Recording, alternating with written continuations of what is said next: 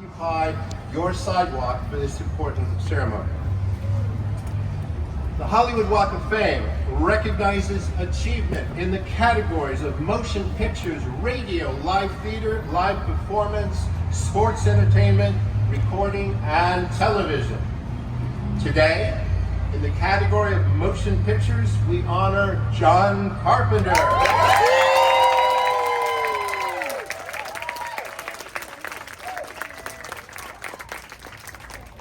John will receive star number 2,806 on the Hollywood Walk of Fame.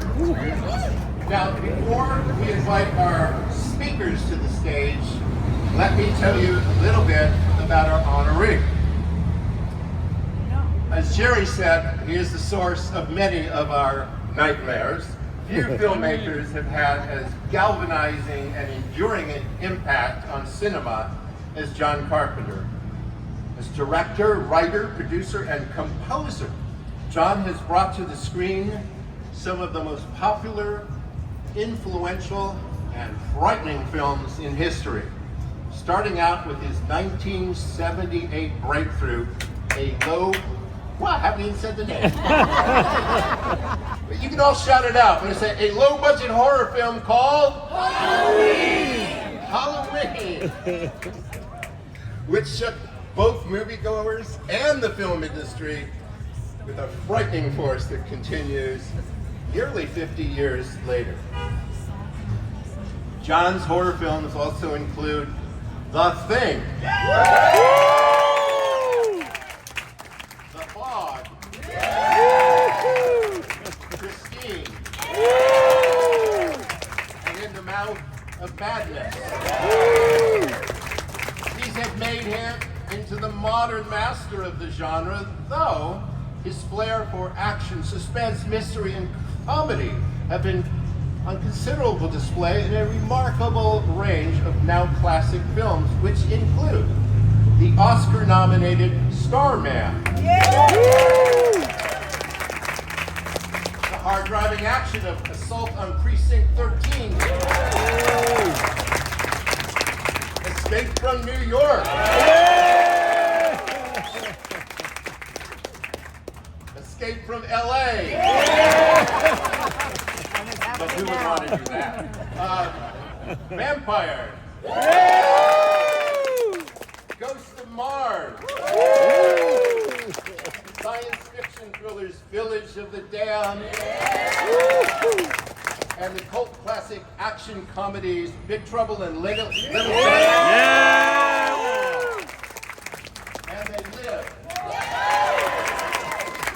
You know, the great thing about these titles is the films are so indelibly etched in our memories, it's almost scary and creepy to mention the names. Amazing. John's iconic 1978 score for Halloween not only frightened audiences, but influenced an entire generation of composers. It also began his career as a composer, which has included Lost Themes, 3 widely acclaimed albums of non-soundtrack music, as well as 2 albums called Anthology that include his inimitable film music. I've never had to say inimitable in one of these ceremonies. Glad I pronounced it. Through Hollywood-based Storm King Productions, founded and run by John's wife and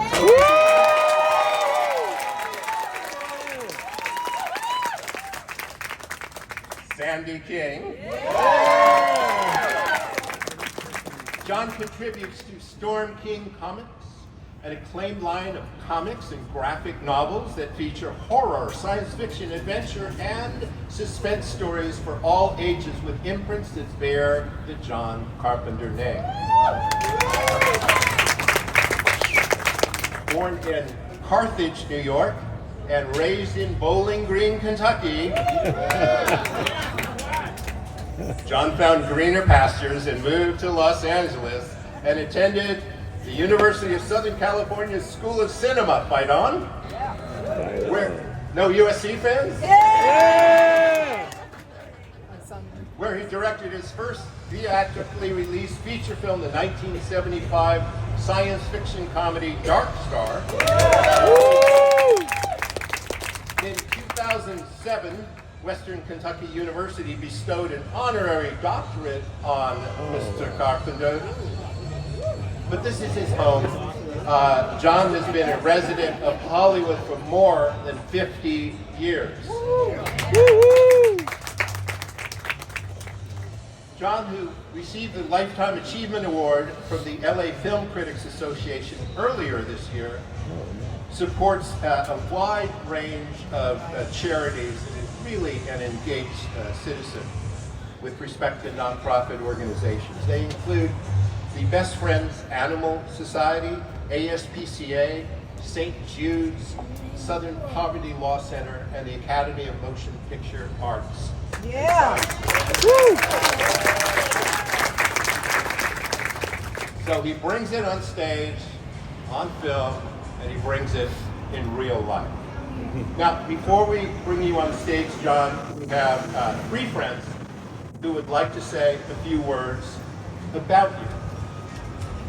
Now, switching up the order a little bit, so give me a moment. Our first speaker is a master of special effects and filmmaking, driven by an unwavering passion for the art of horror and practical effects. Yes, you. Over the past 3 decades, he has built an impressive career as a director, producer, and makeup effects creator, working with some of the most influential filmmakers in the industry, best known for his work as executive producer, director, and special makeup effects creator on The Walking Dead. More nightmares.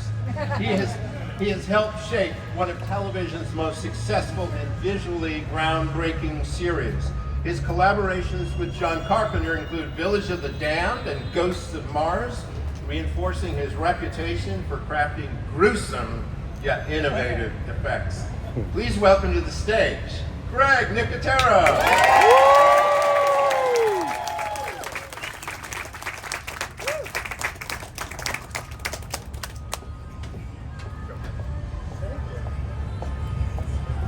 Good morning. Hello. Wow. Dr. Carpenter, that was a new one. I didn't know you were a fucking doctor. That's awesome. How great is that? So I'm going to start with saying everything that I'm going to say John's going to hate. So let's just get that out of the way right now. John and I share many, many things in common. We both love Godzilla. Right? Who's a Godzilla around here? We love playing music. And we love scaring the hell out of people. So it shouldn't be a surprise that we've been friends for around 30 years. So knowing John the way I do, after we've been in the trenches together on about a dozen films, one thing I can tell you is, John would rather hear about you than talk about himself.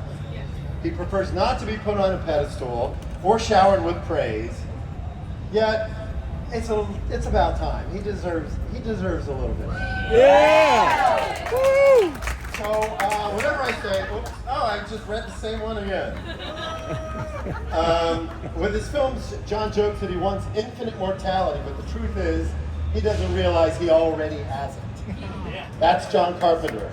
Look, he has his own signature music sting. In every movie, it's pew! That's John Carpenter. And then you have the signature John Carpenter camera wipe, accompanied with pew! And you know it's John Carpenter. I'm honored to be here and celebrate a man who just loves making movies, writing, directing, composing, acting. Yes, I think in The Fog, his line was to Hal Holbrook, "Hey, can I get paid, Father?" I mean, I didn't even have to look that shit up. I remember. That's what a nerd I am. He's fought for his art. He's bled for it and continues to follow his dream to this day. And he deserves this day and this praise. He's altered the way that we watch movies, and today's about recognizing his magnificent and unprecedented contribution to the film industry. And yes, it took me 3 days to write this. If I started naming the filmmakers that have been influenced by him, we would be here for a month because it's pretty much everybody in Hollywood. I could probably tell you the people that weren't influenced by John, but that would be kind of boring. And I couldn't find anybody. So it's with great pride that I'm here in great company with Kurt and Keith and Adrian and Clea and all these amazing people, all that I've worked with, Dean Cundy and Larry Franco, Mick Garris, paying tribute to my friend and my mentor.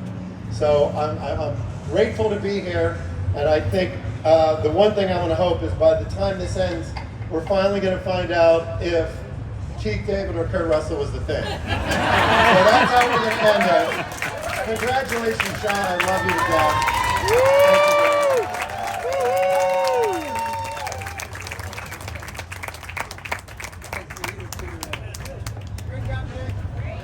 Filmmaker Dean Cundy. Actress Clea Duvall.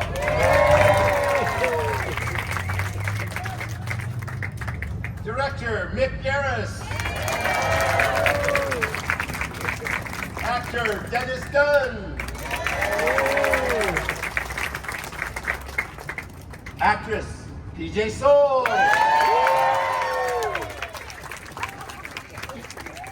And last but not least, actually one of my former neighbors, a rocker and a Hall of Famer himself, Slash.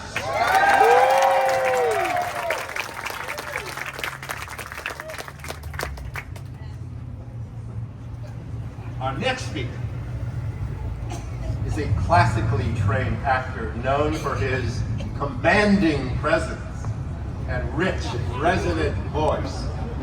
He's doing an aw shucks. A three-time Emmy winner with 6 nominations, as well as a Tony Award nominee. He's captivated audiences across film, television, and voice acting. The defining aspect of his career is his collaboration with director John Carpenter, where he delivered unforgettable performances in 2 cult classics, starring as Childs in The Thing,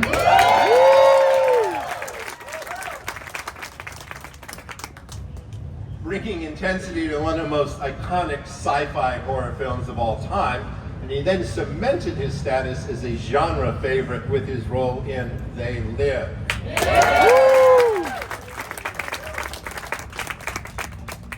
How many times have you all seen all these movies?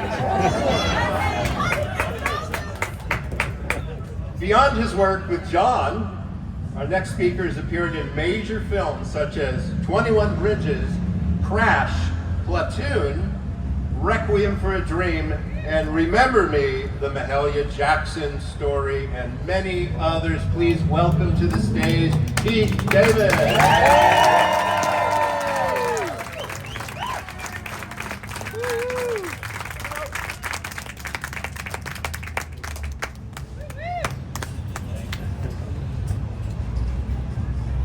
First, let me clear this up. It wasn't me.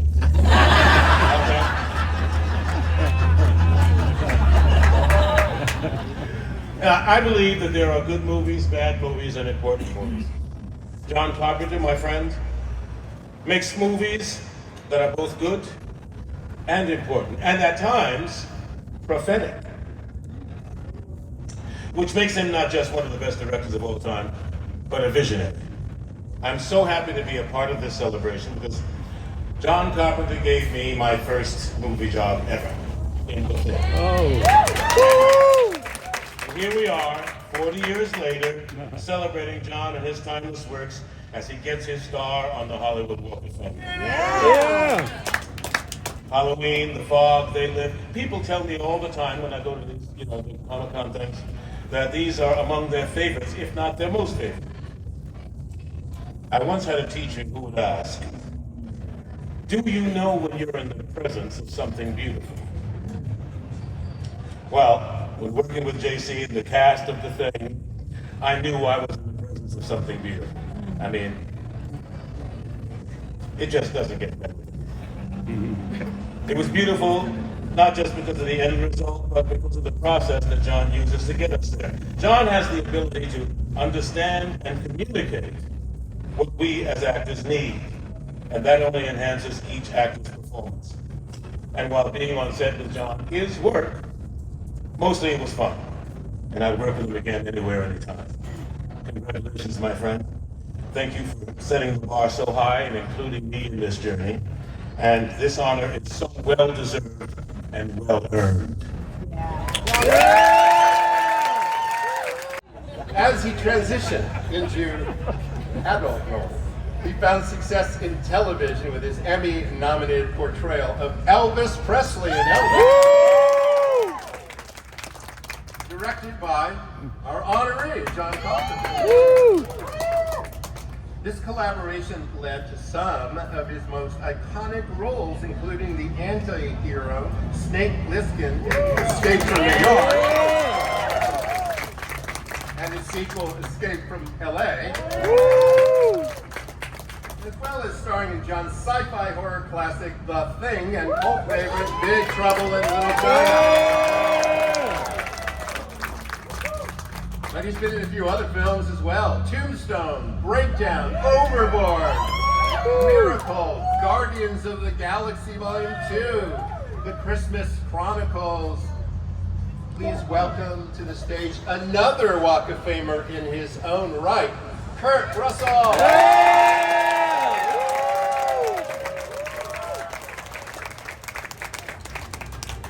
This is kind of terrifying because the one thing I don't like to do is let John Carpenter down, so I should have figured a way to not follow Keith.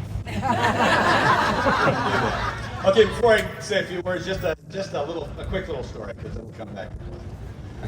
Maybe give you an idea of the relationship between myself and John. We'd already done a couple of movies together. We'd done Elvis and we'd done Escape from New York, and I don't know. And then we went, and the next thing, John was doing The Thing. And he was kind of going back and forth on casting ideas, and he was already shooting with Larry. They were up in Alaska, and they were doing some second unit stuff. And he called me on the phone. We got together. We were just talking about the show, and he said, "Yeah, I'm having a tough time with this because I'm going to show you something." He showed me the film. He said, "See the problem?" I said, "No, that's great. What is it?" He said, "Well, everybody's dressed for the cold, and they're completely covered up. Can't really. I don't know one from the other. I got like 9 guys, and I'm not sure." He said, "I need somebody to hang my hat on." Started talking about the character of McCready, and anyway, I ended up playing it. So now I got to go to wardrobe. I go to wardrobe, and I'm still trying to figure some things out, and I see what they've got. It's all looks good, but I keep noticing this ridiculously large sombrero. And I'm kind of looking at it, and finally I said to the wardrobe gal, I said, "What's the deal with the sombrero?" She said, "Oh, that's your hat." I'm not wearing that hat. That's insane. That's a hat wearing a man. I'm in a helicopter. It won't even fit. There's no possible way. John walks in the room and he goes, "Hey." And I kind of, "Hey, man." Pointed to the sombrero and he went, "It's going to be great, man." He was right. If I had $1 for everybody who's come up to me and said, "Hey, your sombrero, man," I'd have more money than I made on the movie. I suppose the single most accurate accolade that quickly comes to my mind today that describes John Carpenter receiving this particular honor of a star embedded with his name on Hollywood's Walk of Fame is how totally deserving of that honor John is. There are very, very few directors whose signature is so clearly and instantly stamped upon a film that within 30 seconds of viewing it, the informed watcher can boldly and confidently say out loud, "Oh, that's directed by so-and-so." John Carpenter is one of those rare, very few so-and-sos. A John Carpenter film is exactly that. It's John Carpenter's. He so often created the concept, the whole idea for the movie. He wrote it, directed it, produced it, wrote and performed the music for it. He built lenses, used new and innovative cameras and techniques that truly created cinematic change, etc., etc. Of course, he cast it, edited it. Now, an actor is always grateful for the opportunity to work with directors whose work they've witnessed and admired, especially if that director's work has been witnessed and admired by very large audiences as well as official cinema aficionados, let's call it. But that doesn't always happen at the same time. A huge audience and the accolades, the recognition. In some cases, in terms of appreciation, the audience can be far, far ahead of some of those aficionados, and in some cases, for very, very various reasons, it might be the other way around. They love it, but not that many people get to see it right away. Thank God for video.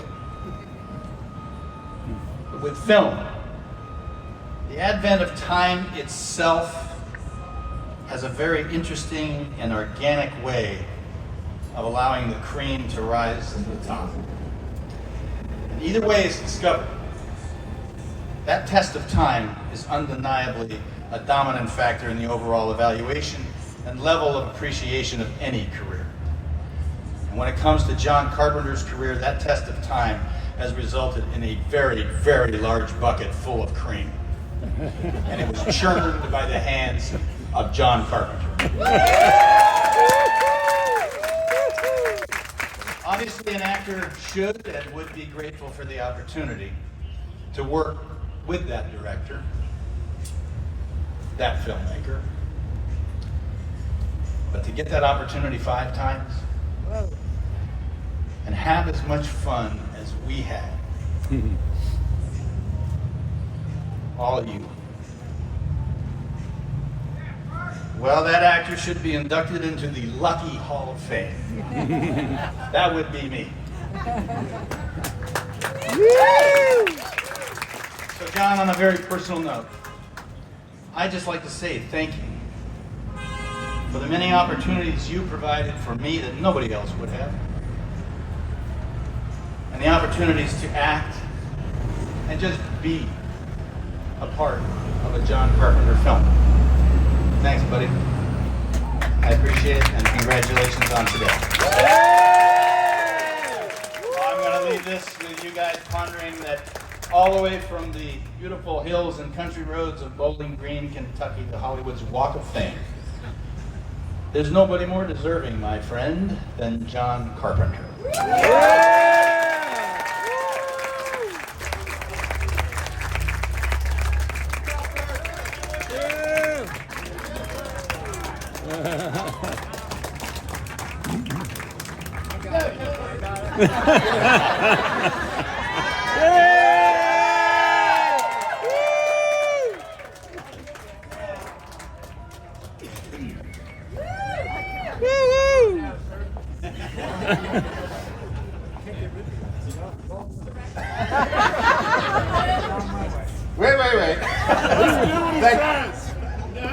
Thank you, Kurt, Keith, Greg, and I forgot, I'm dealing with a director, he's telling me what to do. But that's not in the script.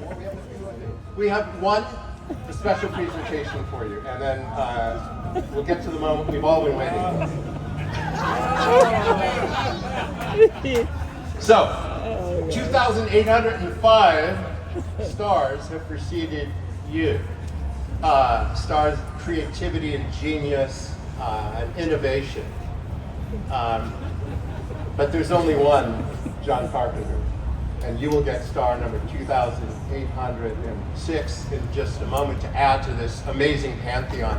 So this really is the Street of Dreams, but it's also a real place in the city of Los Angeles. And while the Chamber of Commerce administers this on behalf of the city, we're proud to have the city present you with a resolution courtesy of our council member, Hugo Soto Martinez. So, Council Member Soto Martinez, come on up. Yay!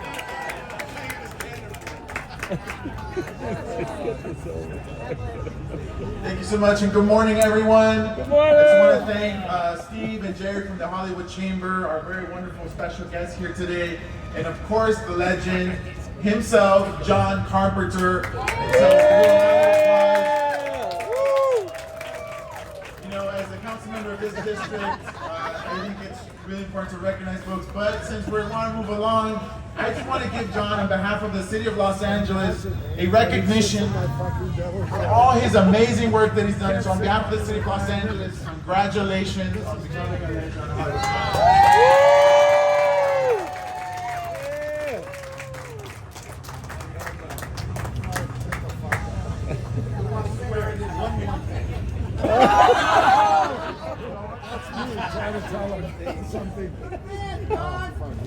All right, Director Carpenter said, would you get going already?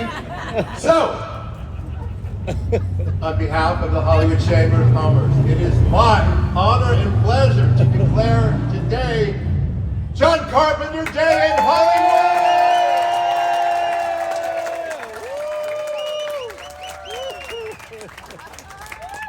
Thank you very much. Yeah. In 1968, I was a skinny kid from Bowling Green, Kentucky, walking these streets. I was looking for a career in Hollywood. Well, I found my career, and today I have found Hollywood. Thank you so much to the Hollywood Chamber of Commerce for this place on the sacred boulevard where people and dogs can pee on it.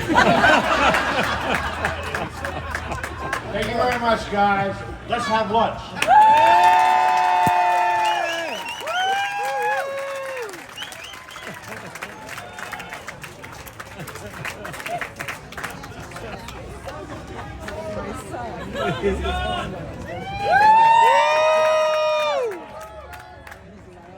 Well, that's not all people do on the stars. 10 million visitors a year come here, and now they'll get to see star number 2,806 with John Carpenter. We are going to unveil it now.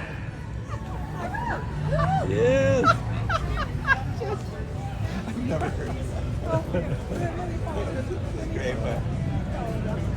A woman who said she wants to seduce the producing director.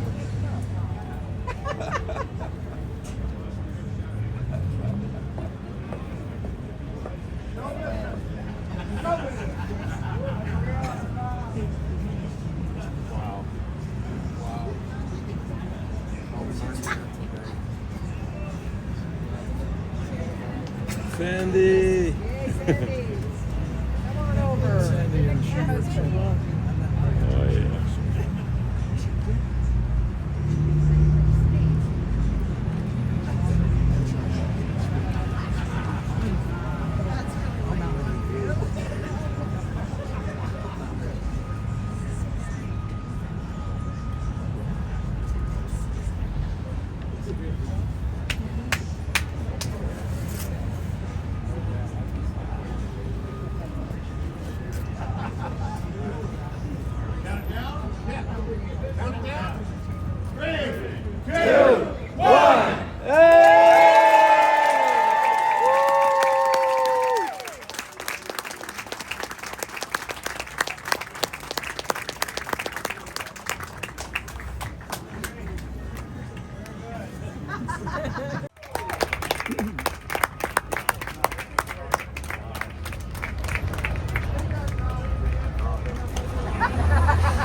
That's all. Take a picture.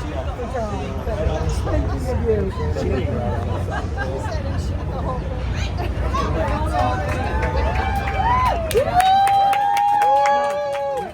Yeah, I'll videotape it when he goes. Go.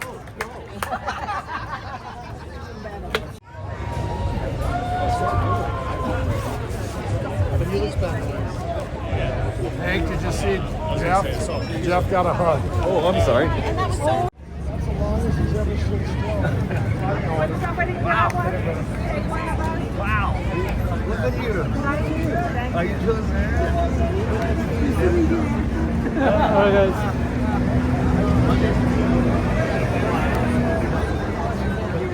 Oh, come on now. Let's look forward to seeing you.